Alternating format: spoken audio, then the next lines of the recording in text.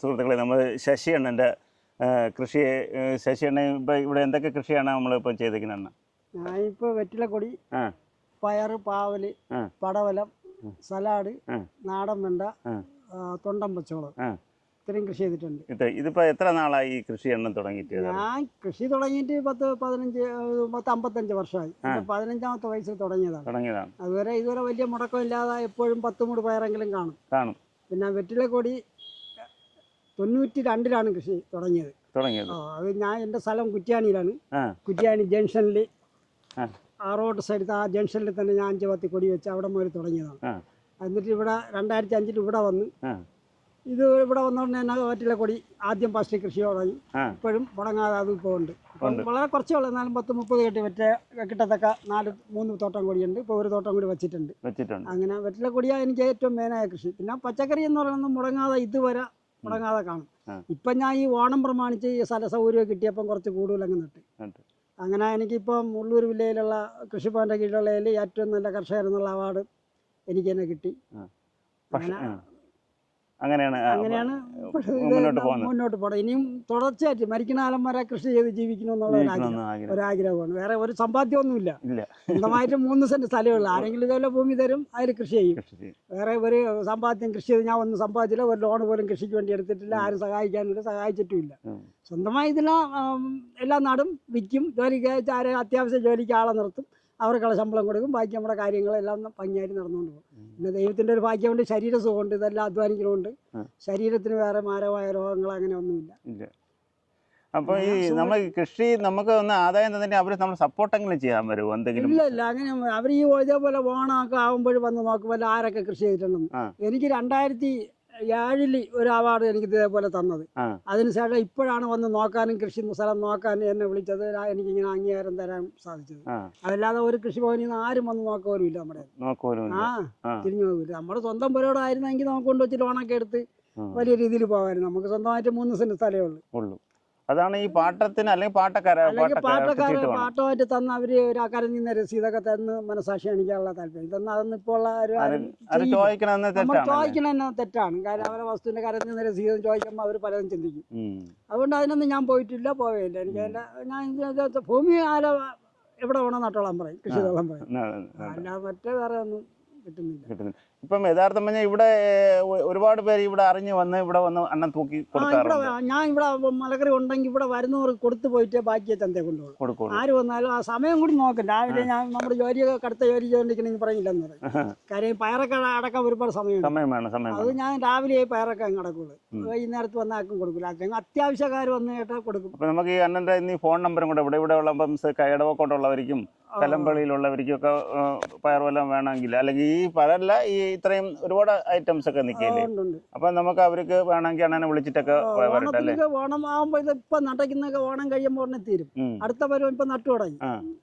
അപ്പൊ ഇത് തുടർച്ചയായിട്ട് ഇങ്ങനെ കൃഷി ഒരു സ്ഥലം കിട്ടി എനിക്കിപ്പോ. ഇത് ഇപ്പൊ നമ്മുടെ ചെയ്യുന്നത് അതുകൊണ്ട് മുടങ്ങാതെ മാറി കൃഷി ചെയ്യാനാണ് സൗകര്യം. അപ്പൊ നമുക്ക് ഇതൊക്കെ ഈ എണ്ണ കൃഷി ചെയ്തേക്കുന്ന നാളെ മറ്റന്നാളൊക്കെ വന്ന ഇഷ്ടംപോലെ വെള്ളരിക്കയുണ്ട്, പടവലങ്ങയുണ്ട്, പാവയ്ക്കുണ്ട്, പച്ചമുളകുണ്ട്. പയർ മാത്രമേ അല്പം കുറവുള്ളൂ. സലാഡും കുറഞ്ഞു, അത്യാവശ്യമായി. കാവലം കുറഞ്ഞു. അടുത്ത പേര് നട്ട് പൊടിച്ചിട്ടുണ്ട്. 30 ദിവസം കഴിയുമ്പോൾ അതും ആവും. അപ്പൊ എന്തായാലും എന്തെങ്കിലും ഇവിടെ കാണും. എന്തെങ്കിലും മലക്കറി കാണും. നാടൻ മലക്കറിയാണ്. കാരണം ഇതിനകത്ത് കോഴിക്കാരും ചാണവും പിന്നെ കമ്പോസ് ഇതൊക്കെ തന്നെയാണ് ഇതൊക്കെ ഇട്ടേക്കുന്നത്. രാവിലെ വന്ന് അപ്പോഴേ നമ്മൾ അതിൽ നിന്ന് അടത്ത് വച്ച് കൊടുക്കണില്ല. പക്ഷെ എല്ലാവരും അങ്ങനെ കൊടുക്കാറില്ല, പലരും കൊടുക്കാറില്ല. ആരെങ്കിലും വന്ന് 50 രൂപ പയർ വേണമെന്ന് പറഞ്ഞാൽ ഞാൻ ഓടിച്ചെല്ലും. കാക്കട്ടൻ വെള്ളം തോളിയിരിക്കണം, അതിനെ ഒഴിച്ചിട്ട് ഇതാവരണം എന്ന് പറഞ്ഞിട്ട് ഉടനെ ഒന്ന് അടത്താൻ കൊടുക്കും. അങ്ങനെയാണ്. അപ്പൊ നമുക്ക് ഈ ഇതൊക്കെ എല്ലാം കാണാം അല്ലേ? നമുക്ക് ഇന്നിപ്പോ ഇതൊക്കെ നട്ടേക്കുന്നതെല്ലാം കൂടെ നമുക്ക് കാണാം. ആദ്യം നമുക്ക് വെറ്റക്കൊടി കാണാം അല്ലേ? നമ്മൾ ഇപ്പൊ ഈ വെറ്റില ഇതിപ്പം എത്ര നാളായി ഇത് കൊടി ഇട്ടിട്ട് യഥാർത്ഥം പറഞ്ഞാൽ? ഇത് ഇട്ടിട്ട് ഒരു 7 വർഷമായി. 7 വർഷമായി. നമുക്ക് വെറ്റക്കൊടി സാധാരണ എത്ര വർഷം നിൽക്കും സാധാരണ? അത് ഒരു മനുഷ്യന്റെ ആയുസ് പോലെയാണ്. മനുഷ്യനിപ്പോ അസുഖം വന്ന് നശിക്കുന്ന അതേപോലെയാണ് ഈ വെറ്റിലക്കൊടി. മനുഷ്യന് അസുഖം ഇല്ലെങ്കിൽ വെറ്റിലേക്ക് അസുഖമില്ല. മനുഷ്യന് അസുഖം വന്നാൽ വെറ്റിലക്കൊടിക്കും അസുഖം വരും. അപ്പൊ യഥാർത്ഥം അസുഖം വന്നു കഴിഞ്ഞാൽ പെട്ടെന്ന് ചില അസുഖം വന്നു കഴിഞ്ഞാൽ 3 മാസം കൊണ്ട് തീരണുണ്ട്, 1 മാസം കൊണ്ട് തീരണുണ്ട്, 6 മാസം കൊണ്ട് നശിക്കുന്നുണ്ട്. അങ്ങനെ 2-3 ഐറ്റം അസുഖം ഈ വെറ്റിലക്കൊടിക്കുണ്ട്. പക്ഷെ എനിക്ക് ഇതുവരെ ദൈവത്തിന്റെ ഒരു ഭാഗ്യം കൊണ്ട് അസുഖം വന്നിട്ടില്ല. ഇതിന് നമുക്ക് ഇത് എത്ര ദിവസത്തിനകത്താണ് ഇതിന്റെ ഇല? ആഴ്ചയിൽ 1 ദിവസം. അതായത് നമ്മൾ ഇതിങ്ങനെ നോക്കുമ്പോൾ പരുവായി നിൽക്കുന്ന വെറ്റ നമുക്കറിയാം. അത് ഏറ്റവും നല്ല നോക്കി ഒരു ആഴ്ചയിൽ ഒരു ദിവസമാണ് ഇത് എടുക്കുന്നത്. ഒരു ദിവസം എടുക്കുള്ളൂ. പിന്നെ ചിലവരൊക്കെ അല്ല ഒരാഴ്ച ഒരു ദിവസം ആര് വന്നു കേട്ടാലും ഏതെങ്കിലും അമ്പലത്തിൽ നിന്ന് വന്ന് 10 വെറ്റാണെന്ന് പറഞ്ഞാൽ എടുത്ത് കൊടുക്കും. അല്ലാതെ ആര് വന്നാലും എടുത്ത് കൊടുക്കില്ല. പിന്നെ വളരെ ശുദ്ധിയോടുകൂടി നമ്മൾ കൈകാര്യം ചെയ്യണം. ഇതിപ്പോ നമ്മൾ എത്ര പാത്ത് വെച്ചിട്ടുണ്ട്? ഇതിപ്പോ 4 പാത്തി. ഇപ്പം ഒരു 38 വെറ്റ ഇപ്പൊ ഇതിൽ നിന്ന് കിട്ടുന്നുണ്ട്. 3 പാത്തി കിട്ടും. ഇതിപ്പോ ഒരു പാത്തി കൂടി ഞാൻ അഡ്ജസ്റ്റ് ചെയ്ത് വെച്ചതാണ്. ഇപ്പൊ ഇത് വെച്ചതാണ്.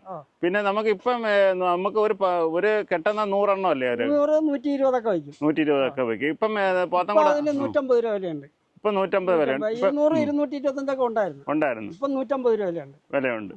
ഇതിപ്പോ ഇന്നിപ്പോ എന്നെടുത്തത് അവസാനം എടുത്തത്? ഞാൻ എടുത്തത് വെള്ളിയാഴ്ച എടുത്തത്.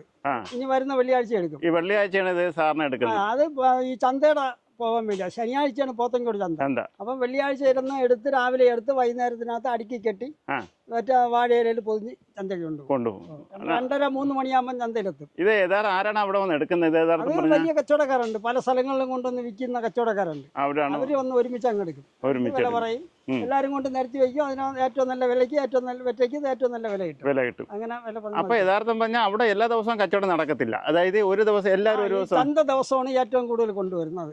അല്ലാത്ത ദിവസം ഈ കച്ചവടക്കാർ വാങ്ങിച്ചു വെച്ച് അവിടെ വന്ന് ചില്ലറക്കാർക്ക് കൊടുക്കുകയുള്ളൂ. അങ്ങനെയാണ് ചെയ്യുന്നത്. അപ്പൊ ഇതിന് യഥാർത്ഥം നമുക്ക് എന്തൊക്കെ യഥാർത്ഥ ഓരങ്ങൾ സാധാരണ ഉപയോഗിക്കുന്നത്? ഏറ്റവും മെയിനായെന്ന് പറഞ്ഞാൽ മണ്ണാണ്. നല്ല പാര് മണ്ണ് ഇടുന്നതാണ് ഏറ്റവും മെച്ചം. ഈ പാര് മണ്ണാണ്.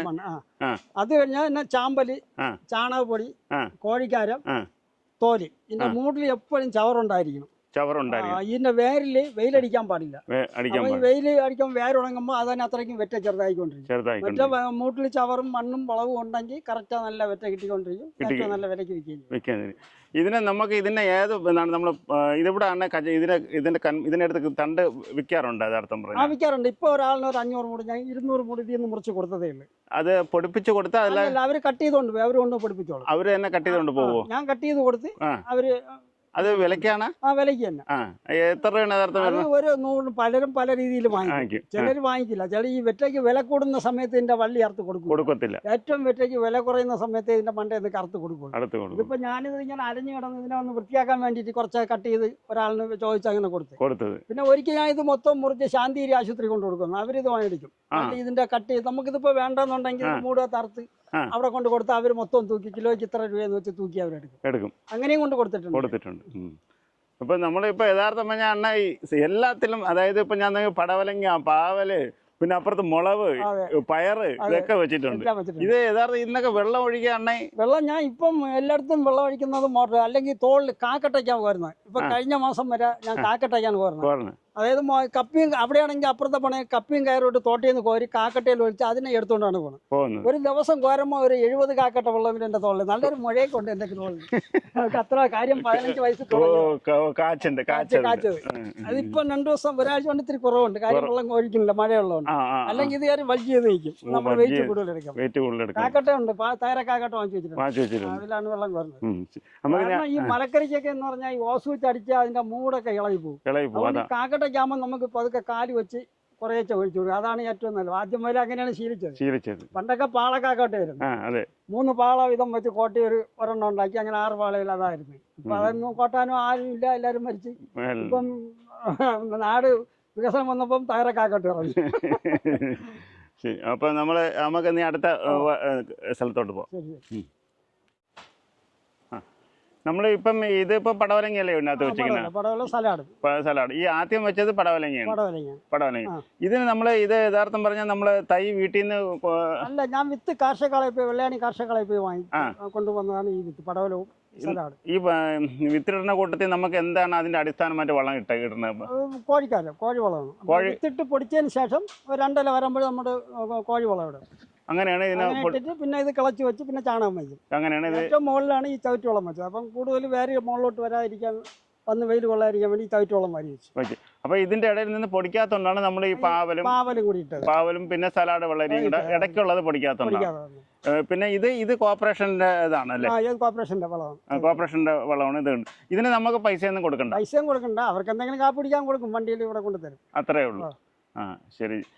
പിന്നെ ഇതിന്റെ ഇടയിലാണ് ഈ കൊമ്പ ഈ യഥാർത്ഥം നമ്മൾ ഈ കൊമ്പൻ വെണ്ടയ്ക്ക എന്നാണ് അതിന്റെ യഥാർത്ഥത്തിൽ പേര്. നാടൻ കൊമ്പൻ വെണ്ട. അതാണ് അതിന്റെ ഒരു അതാണ് ഇതിന്റെ ഇടയ്ക്ക് കൂടി നട്ടത്. അത് ഇതിന്റെ ഇടയിൽ നട്ടിട്ടുണ്ട്. ഇതാണ് നാടൻ വെണ്ടയാണ്. നാടൻ വെണ്ട. ഇതിനെ നമുക്ക് എല്ലാരും ഈ കൊമ്പൻ വെണ്ടയ്ക്ക എന്നാണ് പേര്. അതിന്റെ അടുത്ത്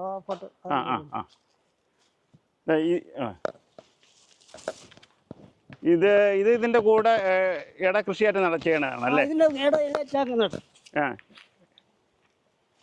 ഇട കൃഷിയായിട്ട് ചെയ്യണതാണ്. പാവലും സലാഡും ഒന്നും ഇല്ലാത്ത കുഴി വരുമ്പോ ഇതങ്ങ് നടും. വെണ്ട വിത്ത് അന്ന് ഈ ഓണം കണക്കായി കുറച്ച് നാടൻ വെണ്ട വിത്ത് എനിക്ക് ഒരാൾ തന്നായിരുന്നു. അതിനങ്ങ് നട്ടതാണ്. നല്ല നല്ല നല്ല ഐറ്റം വെണ്ട. ഇത് നല്ല ഊക്കം വെണ്ടയ്ക്കാവും. ഇന്നലെ ഞാൻ ഇതിന്റെ ഇന്നലെ അടുത്തത് വലിയ വെണ്ടയ്ക്കാവും. ഇതിന്റെ വിത്ത് ഇതിൽ നിന്ന് എടുക്കുമോ? അതാ ഇതിൽ നിന്ന് എടുക്കാം. ആദ്യം അവിടെ അപ്പുറത്ത് കുറച്ച് നട്ടിട്ടുണ്ട്. ആദ്യം കാച്ച വേണ്ട വിത്ത് ഞാൻ വിത്തിനായിട്ട് അങ്ങോട്ട് വിടും. അത് കണ്ടോ മുകളിൽ വരെ നല്ല ഹൈറ്റിൽ നിൽക്കുകയാണല്ലേ? നല്ല ഒറിജിനൽ നാടൻ വേണ്ട, നല്ല വെണ്ടയ്ക്ക. ശരി. അപ്പൊ ഞാൻ ചോട്ടെ, ഞാൻ അണ്ണന്റെ ഫോൺ നമ്പർ നമുക്ക് ഇതിനകത്ത് കൊടുത്തിരുന്ന ഇവിടെ ഉള്ള ആളിലൊക്കെ വേണമെങ്കിൽ വിളിച്ചിട്ട് ഈ നമ്പർ ഞാൻ അണ്ണന്റെ നമ്പർ കൊടുത്തേക്കാം. അപ്പൊ നമുക്ക് അപ്പുറത്ത് എന്താണ് വെച്ചിരിക്കണേ? അവിടെ പയർ അല്ല, ഇതിന്റെ അപ്പുറത്ത് അവിടെയും പടവലവും വെള്ളരിയും സലാഡ് കൂടെ കിട്ടി. നാളെ ആകുമ്പോ ഇത്രയും കൂടി ആവും. ഇത്രയും കൂടെ ഇത്രയും വളർച്ച. ഇപ്പൊ നമുക്ക് നാടൻ വെണ്ടയ്ക്ക് എത്ര കിട്ടും കിലോ? ഞാനങ്ങനെ കിലോ കണക്കല്ലേ ഇത് ഞാൻ ഒരു 50 രൂപയ്ക്ക് 10 എണ്ണം കൊടുക്കും. അങ്ങനെയാണ് കൊടുക്കുന്നത്. 5 രൂപ വെച്ച് ഒരു വെണ്ടയ്ക്ക് 5 രൂപ വെച്ചാണ് അങ്ങനെയാണ് കൊടുക്കുന്നത്. പക്ഷെ ഇതിന് യഥാർത്ഥത്തിൽ ഭയങ്കര ഡിമാൻഡാണ് നാടൻ വെണ്ടയ്ക്ക. ഇത് യഥാർത്ഥം നമ്മൾ മെയിനായിട്ട് വിഴുക്ക് വെച്ച് കഴിക്കാനാണ്. ഇത് സാമ്പാറിൽ ഇത് ഇടാറില്ല. ഇത് വിഴുക്ക് തന്നെ. വിഴുക്കിന് വേണ്ടിയാണ് ഇത് എല്ലാവരും ഇത്. വേറൊരു അസുഖമുണ്ട്. അപ്പുറത്ത് ഞാൻ നട്ടയ്ക്ക് അസുഖം വെണ്ടയ്ക്ക് വരും. ഇതിന്റെ ഇത് കായ്ക്കാൻ തുടങ്ങുമ്പോൾ ഒരു മഞ്ഞ ഇല വരും. ഇവിടെ വന്നില്ല അപ്പുറത്ത് വന്നു. മുസൈക്ക് രോഗം അതിന് ഒരു മരുന്നും ഇതുവരെ ആരും കണ്ടുപിടിച്ചിട്ടില്ല എന്നാണ് എല്ലാവരും പറയുന്നത്. ഇതുവരെ കണ്ടുപിടിച്ചിട്ടില്ല ഇവിടെ. പക്ഷെ ഇതുവരെ വന്നില്ല. മാത്രമേ വന്നുള്ളൂ. അപ്പം ഇതിനകത്ത് ഇതിന്റെ ഒരം തന്നെ ഇതിനകത്ത് കോഴിക്കാരൻ ചോളം ഇട്ടിട്ട് കമ്പോസ്റ്റും കൂടെ ഇട്ട് കൊടുക്കും. ശരി. അപ്പൊ ഇതിനകത്ത് നമ്മള് സലാഡ് വെള്ളരിയൊക്കെ ഇട്ടിട്ടുണ്ട്. അതെല്ലാം തീർന്നു. ശരി. ഇനിയിപ്പോ അടുത്ത ഇതിൽ കീര പാവാൻ പോവുകയാണ്. ശരി. ഞാൻ അവിടെ മുളക് നട്ടക്കിനാണ് നല്ല ഭംഗിയായിട്ട് നിൽക്കുന്നത്. മുളക് നമുക്ക് മുളകിനെ കാണാം. മുളകിന്റെ പണി പറ്റിയില്ല. അവിടെ ചെന്ന് നോക്കാം. അണ്ണാ, ഇത് ഈ മുളക് യഥാർത്ഥം ഇത് എത്ര നാളായി ഈ മുളക് വെച്ചിട്ട്? ഇത് വെച്ചിട്ട് 70 ദിവസമായി. 70 ദിവസമായി. ഇത് നമുക്ക് ഇതിന്റെ വിത്ത് ആണ് തന്നത് അല്ലേ? ഇത് നമുക്ക് എരിവുള്ള മുളകാണ്? അതാ അല്ല, ഇത് എരിവില്ല. ബജി ഉണ്ടാക്കാം. പക്ഷെ ഇത് ഇത് വലുതായിട്ടില്ലായിരുന്ന? വലുതാവില്ല, വലുപ്പമാവില്ല. ഇത് വലുപ്പം ആവാത്തോണ്ടാണ്. യഥാർത്ഥം പറഞ്ഞാൽ ഇത് വലുതാവാനുള്ള ബജി ഇടുന്നതാണ്. ബജി മുളകാണ് സാധനം. ഞാൻ തൊണ്ടൻ പച്ചവളവാ ചോദിച്ചാൽ അവര് വിത്ത് മാറിപ്പോയി തന്നതാണ്. അപ്പൊ നമുക്ക് ഇതിനെ എങ്ങനെ സെയിൽസ് ചെയ്യാൻ പറ്റും? മൊത്തം ഓണത്തിന് പറിച്ചെടുത്ത് തൂക്കി കൊടുക്കാം. പൊത്തം കൊണ്ടുകൊണ്ട് തൂക്കിയെടുക്കും. അതല്ലെങ്കിൽ നമ്മൾ കരിയത്ത് ചന്തയെ കൊണ്ട് കുറേച്ച 25-50 രൂപ കുറേച്ച കുറിട്ട് വിൽക്കാം. പക്ഷെ ഇത് എരിവ് കുറവാണ്. എരിവ് കുറവാണ്. എരിവുള്ളത് കൊണ്ട് നല്ല പഴുക്കാറാകുമ്പോഴേ എരിവാകും.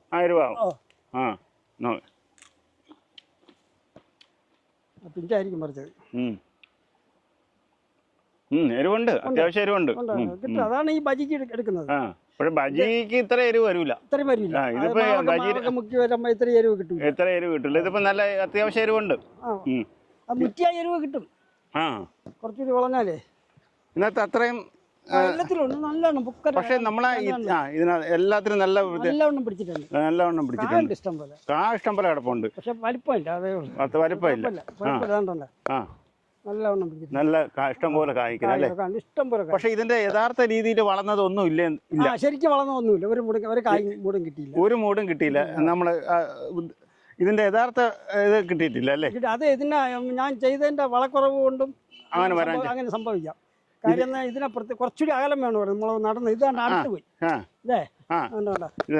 നിറച്ച് കായുണ്ട്. ഇത് മുക്കറ്റ കായ്ക്കുന്നു മുളക്. അത് നട്ടതിന് ചെറിയ മിസ്റ്റേക്ക് പറ്റിപ്പോയി. ഇതിന് അകലം വേണം. മൂട് നട്ടതിന് കുറച്ചുകൂടി അകലം വേണം. അതൊക്കെ ഇത്തിരി വലുതായല്ലേ? അതൊക്കെ അതാണ്ട് ഒറ്റയ്ക്ക് നിൽക്കുന്നുണ്ട്. മുളക് ഉണ്ടോ? കുറച്ചുകൂടി വലുപ്പമുണ്ട്. ഒറ്റയ്ക്ക് നിൽക്കുന്നുണ്ട്. അതാണ് ഞാൻ ആദ്യം എനിക്കത് മനസ്സിലാവും. വലുപ്പം വേണമെന്നുണ്ടോ? അതെ. എന്നാലും നമുക്ക് അതിന് യഥാർത്ഥം പറഞ്ഞാൽ മുക്കി അവര് 2 എണ്ണം വെച്ച് പിടിച്ചിടാം. ഇതാണ് നമ്മള് പഴുത്ത് കിടക്കുന്നത്. കേട് പറ്റി. ഇതിനും നമ്മൾ കംപ്ലീറ്റ് ചാണാൻ തന്നെയാണ് ഇതിനകത്ത് നാളെയും മറ്റന്നാളും കൊണ്ട് കംപ്ലീറ്റ് തീരും. നമുക്ക് ഇതിനകത്താണ് ഈ മൊസൈക്ക് രോഗം വന്നത്, ഈ വെണ്ട അല്ലേ? ഈ വെണ്ടയ്ക്കാണ് അസുഖം വന്നത്. ഇത് കംപ്ലീറ്റ് അപ്പോൾ ഇവിടെ അത്രയും 4 ലൈൻ വെണ്ട നട്ടേ. ഈ രണ്ടിലും വരും, മറ്റേ വൈറ്റിലും അല്ല അതിലും വരാൻ അതിൽ വന്ന് സാധാരണ എല്ലാവരും പറഞ്ഞു അതിൽ വരില്ലെന്നാണ് പറഞ്ഞത്. പക്ഷെ ഇപ്പൊ അതിൽ ഇവിടെ അതും അതിലും വന്നു. ഇപ്പൊ വെള്ളരി അവിടെ കിടപ്പുണ്ട്. ഇതിൽ വന്നാൽ ഇതിന്റെ അകത്തോട്ട് ചവിട്ടി വരാം. ഇത് തീർന്നു. ഇനിയിപ്പോ നാളെ മറ്റന്നാളും കൊണ്ട് എല്ലാം തീരും. വേണ്ട സലാഡ് പൊടിച്ചു ഞാൻ നട്ടാണ്, ഞാൻ കുരിപ്പിച്ച് നട്ടത്. സലാഡ് പൊടിച്ചു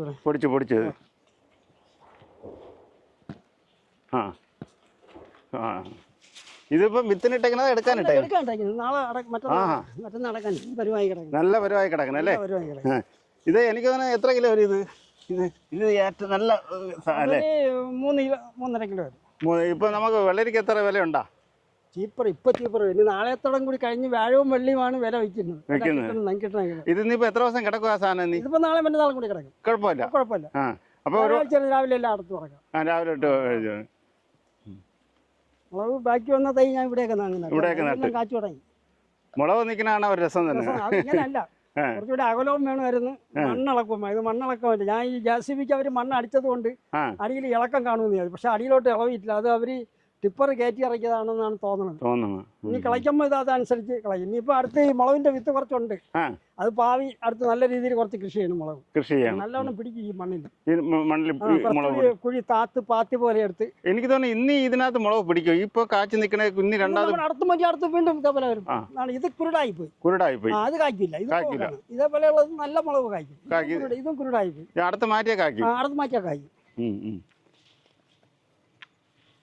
ഇവിടെ പയറും ഇതിപ്പോ നട്ടേക്കണത് ഇതിപ്പോ ഇത് എത്ര ദിവസം എടുക്കും? 40 ദിവസം കൊണ്ട് റെഡിയാവും. 30 ദിവസം കൊണ്ട് ഇന്നലെ നട്ടതാണ്. പിന്നെ ഇപ്പൊ തട്ടൊക്കെ ഇടണ ജോലി അടക്കണം. ഇത് മൊത്തം കളയ്ക്കണം. ഇനി താത്തി കളയ്ക്കണം. മണ്ണിളക്കം വേണം. എങ്കിലേ കുറച്ചുകൂടി കൂടുതൽ മണ്ണിളവാനും പാടില്ല. അത് കിടക്കില്ല. അതൊക്കെ വിത്തെടുക്കും. അത് വിത്തെടുക്കാനേ അതൊക്കെ പോയല്ലേ? അത് പോയി. ഇതിവിടെ ഇപ്പം ഈ പാവല് വെച്ചിട്ടുണ്ട്. ഇതിന്റെ ഇടയിൽ എന്താ വെച്ചിരിക്കുന്നത്? ലൈന് സലാഡ് വേണ്ടതാ. ഒരു ലൈന് കുറച്ച് വിത്തുണ്ട കൈവശം ഉണ്ടായിരുന്നു. അതിന് ഞാൻ ഒരു സൈഡിലേക്ക് ഇതിപ്പം വിത്തെടുക്കാൻ വേണ്ടിയാണ് വിട്ടിരിക്കുന്നത്. അപ്പൊ ഇത്രയും വലുതാവും സലാഡ്? കൂടി വലുപ്പം. സലാഡ് നല്ല വലുപ്പമാവും. പക്ഷെ ഇത് സാധാ വെള്ളരിക്കാൻ അത്ര വലുപ്പം വരും ചില സലാഡ്. പക്ഷെ അത് നീളം കുറവായിരിക്കും. നല്ല വണ്ണിക്ക്. ഈ യഥാർത്ഥം പറഞ്ഞാൽ ഈ പാവലിനും ഇതിനെല്ലാം ഒരേ ഉരം തന്നെയാണ് ഉപയോഗിക്കുന്നത്. പ്രത്യേകിച്ചിട്ട് പാവലിനും സലാഡിനും എല്ലാം ഒരേ വളം. സലാഡിന് എത്രത്തോളം വളം കൊടുക്കും? ഏറ്റവും ലാഭം എന്ന് പറഞ്ഞാൽ ഇപ്പൊ സലാഡ് വെള്ളരിക്കാണ്. കാര്യം നമ്മൾ വിത്തിട്ട് 30 ദിവസം ആകുമ്പോൾ തന്നെ കായ എടുക്കാം. അത് എത്രത്തോളം വളർന്നു പോകും അത്രയും സ്ഥലം വരാം. എല്ലാ മുട്ട് തോറും കായാണ്. എനിക്കൊക്കെ അറിയാം. ശരിയാണ്. അത് പെട്ടെന്ന് ലാഭം കിട്ടുന്ന സലാഡ് വെള്ളരിയാണ്. ചീരയും ഈ കൃഷിയിൽ പച്ചക്കറി കൃഷിയിൽ ഏറ്റവും ലാഭം പെട്ടെന്ന് ആദായം കിട്ടുന്നത് ചീരയും സലാഡ് വെള്ളരിയാണ്. അവിടെ ചീരാടാൻ വേണ്ടിയാണ് ചീര പാവം വേണ്ടി. ഇനിയിപ്പോ ഈ ആഴ്ച തന്നെ പാവും.